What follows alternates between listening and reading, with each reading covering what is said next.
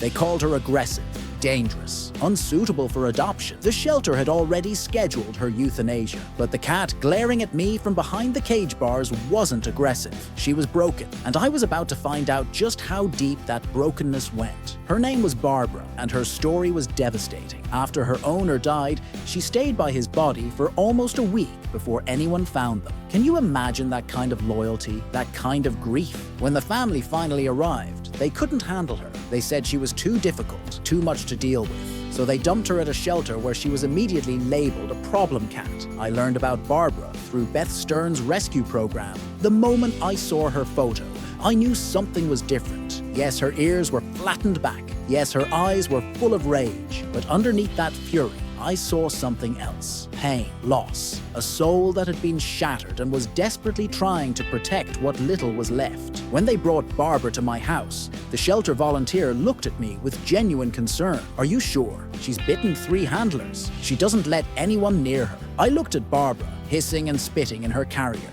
and said yes, I was sure. The first week was terrifying. Barbara refused to come out. She found a gap under the floor in my closet and wedged herself in there. I could hear her sometimes, growling softly, warning me to stay away. Only at night, when the house was completely silent, would she emerge to eat and use the litter box. During the day, she was a ghost. A month passed before I could even touch her. One evening, she was sitting on the windowsill and I slowly reached out my hand. She didn't run, she didn't hiss. She just stared at me with those intense eyes, as if deciding whether I was worth the risk. My fingers barely grazed her head before she swatted at me and disappeared, but it was progress. The attack started around week 6. Barbara would literally chase me around the room, claws out, teeth bared. I had to wear high boots to protect my legs. There were scratches on my arms, bite marks on my hands.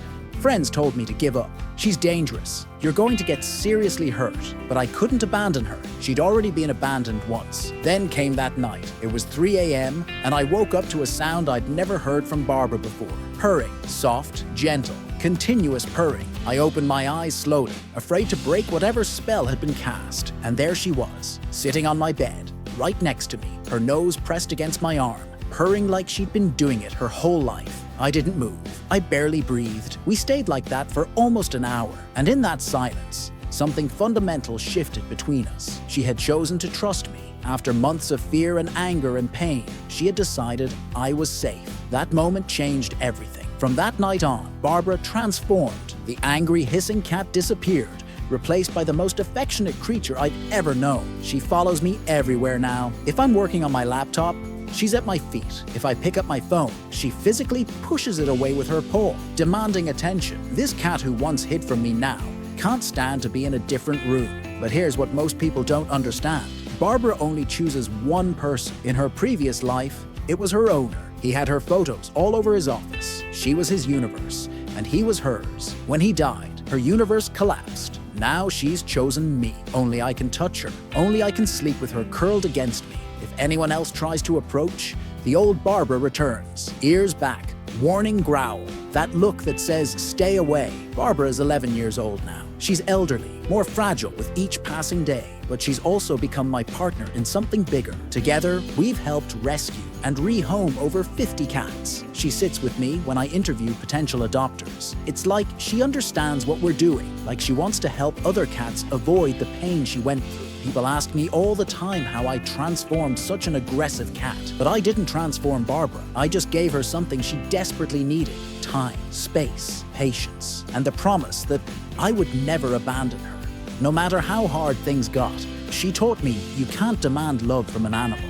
You can't force them to heal on your timeline. You have to let them come to you when they're ready. Sometimes I catch Barbara staring at me with this look that's equal parts love and fear, like she's afraid this is all temporary, like she's terrified I might disappear the way her first owner did. And in those moments, I hold her close and whisper that I'm not going anywhere, that she's stuck with me, that this is her forever home, and I am her forever person. If this story made you smile, don't forget to subscribe, like, and follow for more heartwarming stories. Thanks for watching.